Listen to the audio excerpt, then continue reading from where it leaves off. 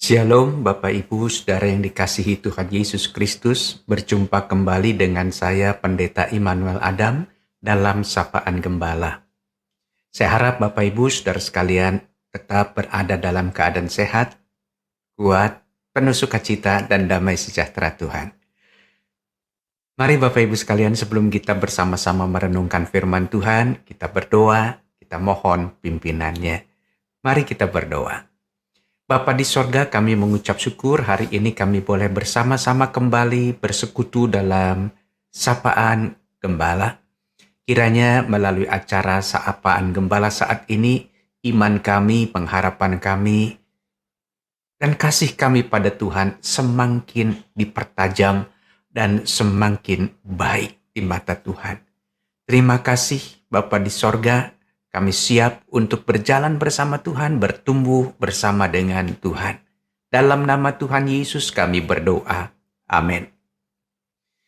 Bapak Ibu Saudara yang dikasihi Tuhan Yesus Kristus, saya ingin melanjutkan kembali apa yang sudah kita bahas beberapa waktu yang lalu. Juga di dalam ibadah hari Minggu, saat membicarakan tentang ucapan bahagia atau karakter-karakter orang Kristen yang berbahagia di dalam Tuhan. Nah, hari ini saya ingin mengajak Bapak Ibu Saudara sekalian merenungkan tentang kemurahan hati. Firman Tuhan dari Injil Matius pasal yang ke-5 ayat yang ke-7. Injil Matius pasal 5 ayat 7 dicatat demikian.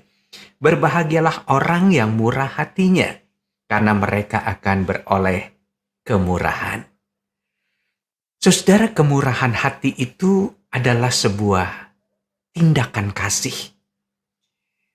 Jadi kasih yang berupa tindakan-tindakan nyata. Tidak ada orang dengan tiba-tiba dia bisa melakukan tindakan kasih kalau hatinya, jiwanya tidak pernah mengalami sentuhan kasih.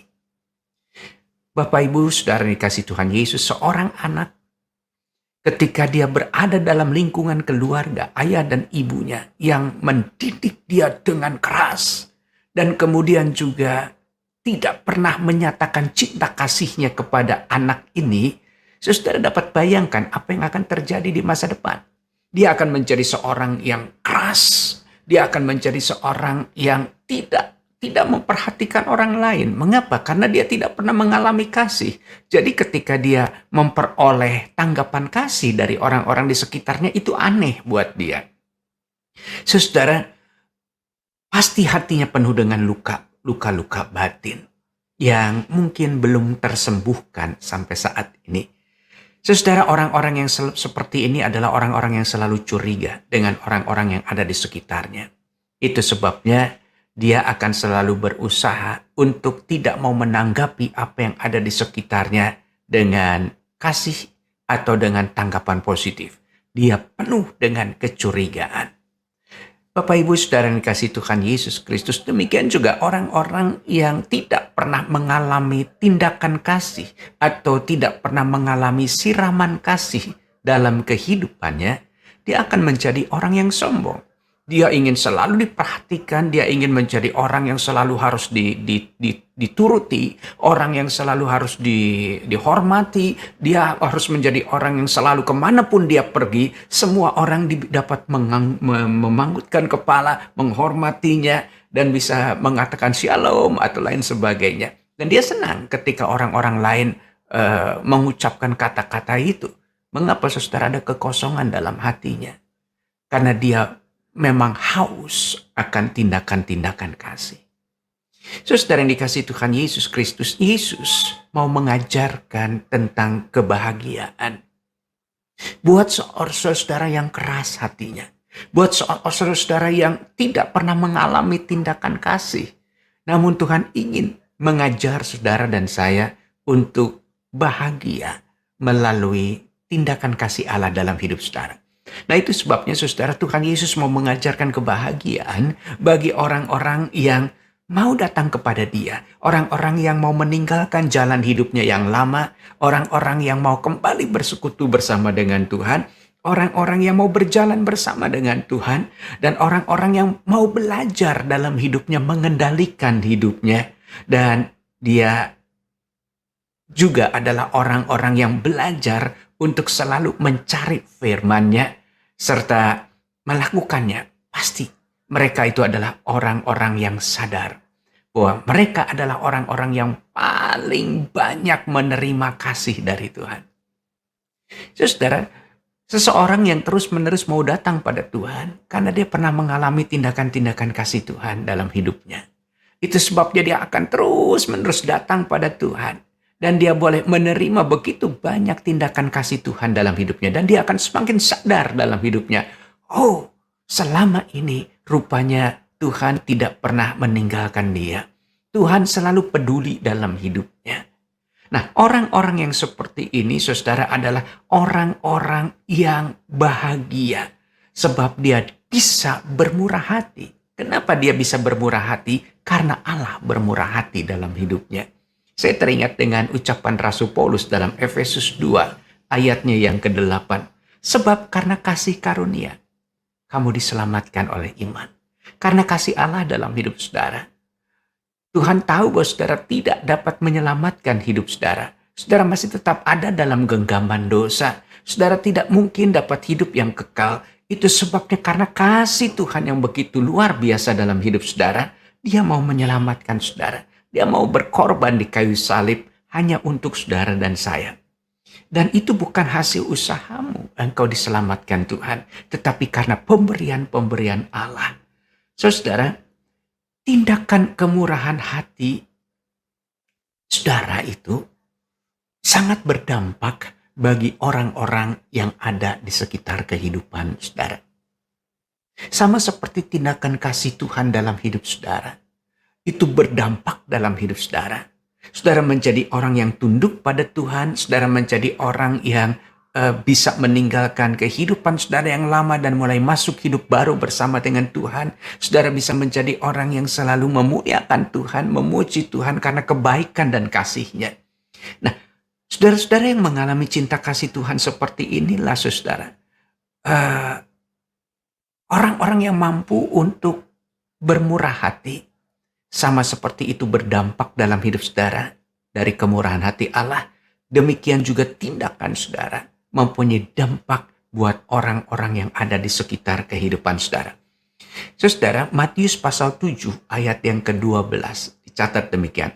Segala sesuatu yang kamu kehendaki supaya orang perbuat kepadamu, perbuatlah demikian juga kepada mereka. Itulah isi seluruh hukum Taurat dan kitab para nabi. Saya ulangi sekali lagi. Segala sesuatu yang kamu kehendaki supaya orang perbuat kepadamu, perbuatlah demikian juga kepada mereka. Itulah seluruh isi hukum Taurat dan kitab para nabi. Artinya, kalau saudara menginginkan orang-orang itu melakukan tindakan-tindakan positif dalam hidup saudara, maka yang perlu saudara lakukan adalah saudara lakukan itu pada orang-orang yang saudara kasihi. Saudara, jelas bahwa tindakan kasih saudara, tindakan kemurahan hati saudara, itu akan berdampak dalam kehidupan orang-orang tersebut.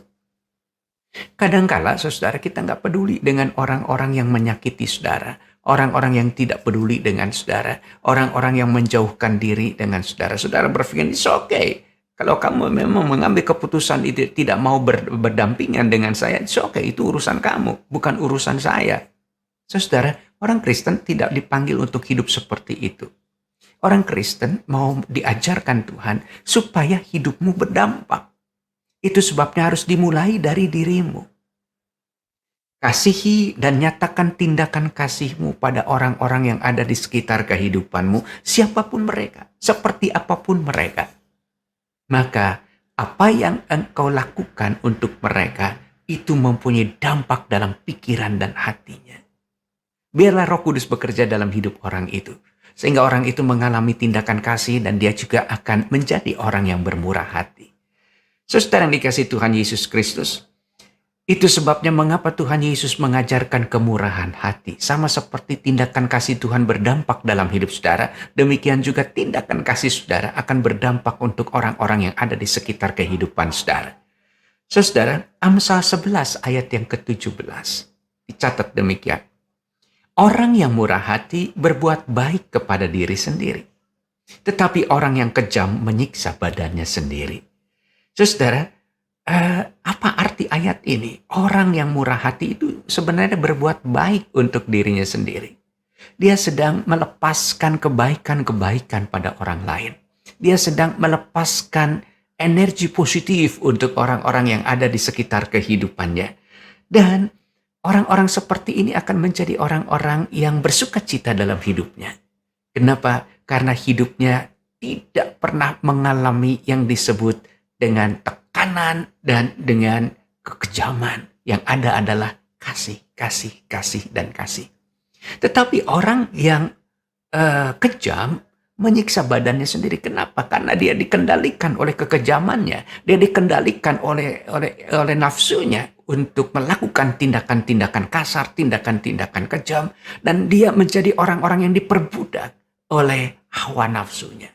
Saudara, itu sebabnya saudara, dia menyiksa badannya sendiri. Ayat ini berhubungan dengan firman Tuhan. Bahwa hati yang gembira, jadi orang yang memang terus-menerus bertindak atau menyatakan tindakan kasihnya pada orang-orang di sekitarnya adalah orang-orang yang berbahagia, orang-orang yang bergembira, orang-orang yang hidup dalam sukacita. Nah, hati yang gembira adalah obat. Hati yang gembira malah memulihkan seluruh tubuh saudara, memberikan energi yang baik untuk menyehatkan tubuh saudara. Cara saudara berpikir pun jadi cerah, ya. Saudara menjadi orang yang selalu dapat berpikir positif dan seterusnya dan seterusnya. Nah, saudara, mungkin saudara bertanya-tanya saat ini, kalau begitu, ciri-ciri orang yang murah hati itu seperti apa? Pertama, saudara, Alkitab mengajarkan dalam Filipi 2 ayat yang keempat. Dan janganlah tiap-tiap orang hanya memperhatikan kepentingannya sendiri, tetapi kepentingan orang lain juga. Saudara, firman Tuhan ini mau mengajarkan saudara, orang yang murah hati itu punya kepekaan. Kepekaan untuk apa saudara? Memperhatikan orang-orang lain. Memperhatikan kebutuhan orang-orang lain. Bukan cuma dirinya saja. Bukan selalu menuntut untuk dirinya sendiri. Tetapi yang dia lakukan adalah melihat apa yang ada di sekitarnya. Apa yang dibutuhkan sesamanya. Itu yang dia lakukan untuk sesamanya. Saudara, demikian juga dengan pernikahan. Seorang suami akan selalu memperhatikan istrinya. Dia memperhatikan kebutuhan istrinya. Demikian juga seorang istri. Dia memperhatikan suaminya, memperhatikan kebutuhan suaminya. Ada yang bertanya demikian, saudara. Wah, orang ini, bapak ini selalu melakukan tindakan kasih buat orang-orang yang ada di sekitarnya. Dia selalu kalau ada kejadian ini, dia datang ke sana dan dia memberikan berkat, memberikan topangan kepada orang-orang yang memang membutuhkan waktu itu. Dan saya katakan ini orang-orang yang baik sebenarnya. Tapi yang jadi persoalan adalah istrinya selalu mengatakan dia bisa memberi untuk orang lain, tetapi dia tidak pernah bisa memberi untuk dirinya. Dia bisa memberikan waktu buat orang lain, tetapi untuk dirinya, untuk istrinya, dia tidak bisa memberikan waktu. Dia bisa memberikan kelembutan kepada orang-orang yang ada di sekitarnya, tetapi dia tidak pernah bisa memberikan kelembutan itu kepada istrinya. Nah, saudara, saya mau katakan pada saudara, orang yang seperti ini adalah orang yang selalu menggunakan topeng dalam hidupnya. Itu sebabnya, saudara, apa yang dia lakukan tidak akan berdampak dalam kehidupannya. Tidak akan berdampak untuk keluarganya. Tidak akan berdampak untuk orang-orang yang ada di sekitarnya. Jadi kembali, saudara, Rasul Paulus mengatakan tiap-tiap orang itu harus memperhatikan kepentingan orang lain juga. Karena inilah panggilan seorang yang berbahagia dalam hidupnya. Jadilah orang yang memperhatikan orang-orang yang ada di sekitarnya, terutama keluarganya sendiri. Saudara, yang kedua adalah memberi dukungan. Amsal 15 ayat yang keempat.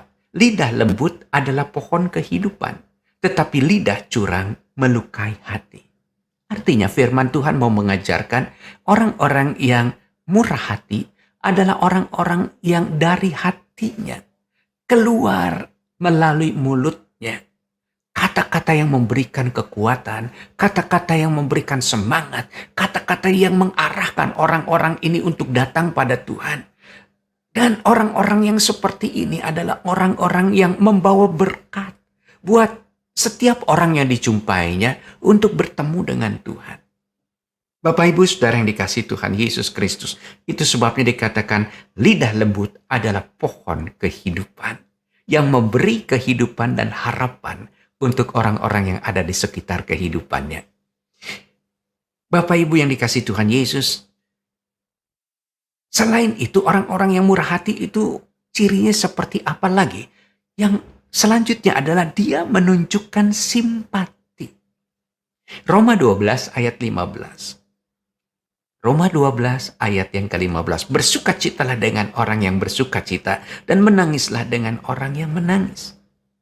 Dia paham perasaan orang-orang yang ada di sekitarnya.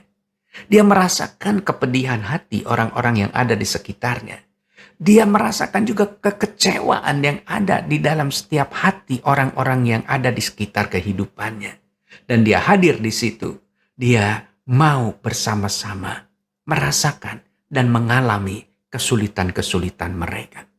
Saudara, orang-orang yang seperti ini akan lebih mudah untuk bisa melakukan tindakan kasih.